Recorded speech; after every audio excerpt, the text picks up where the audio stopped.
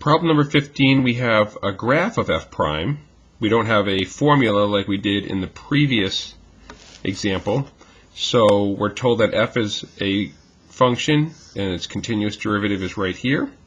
And we need to find all values of x on this interval from -6 to 3 where the graph of f has a horizontal tangent. So horizontal tangents occur when the derivative is equal to 0. Here's the graph of the derivative. When does this graph equal 0? Move that up just slightly. All right, and we see here we have, we're not including the endpoints, so we don't include the -6 because we start just after it. But we do have a value here and another value there where the derivative is equal to 0. In other words, the derivative is touching the x-axis. So we're going to say x equals -2 and at 2. Now we have to determine whether f has a local max, a local min, or neither at each of these values. Well, let's go to -2. When x is -2, we're almost doing like a number line here. Prior to -2, the derivative is positive. After -2, the derivative is also positive. The derivative does not change sign.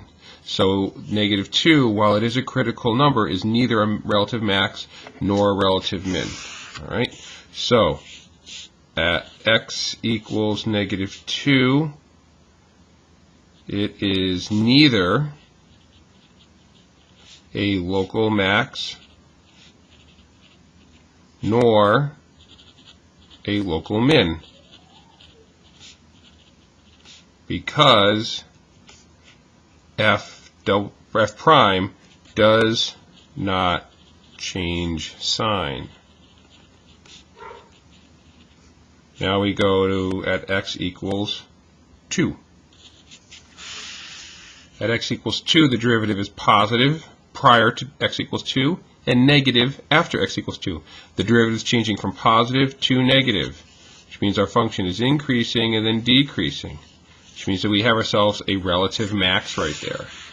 So at x equals 2, f has a relative max. You could also say local max, because f prime changes from positive to negative.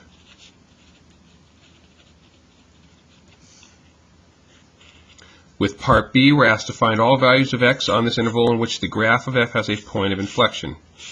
Points of inflection occur when the derivative changes from increasing to decreasing or vice versa.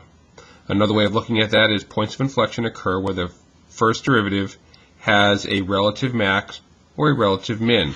So let's look at the picture for a relative max or a relative min. Well, here's a maximum value, right? That's the top of a hill, and there's the bottom of a valley. Looks like those, and we have one more. There's another top of the hill. But after that, our function is just decreasing. So our function is increasing, and then decreasing, and then increasing, and then decreasing. So 2 relative maxes and a relative min. Those are the 3 values of x at which the first derivative changes from increasing to decreasing or vice versa. So in our answer, we're going to say x equals -4, -2, and 0. And again, explain your reasoning, because f prime changes from increasing to decreasing or decreasing to increasing at these values. Okay, you are putting your thoughts into a sentence, and that sentence, for whether it's up here or down here, this justification is extremely important for you to earn the points on the exam.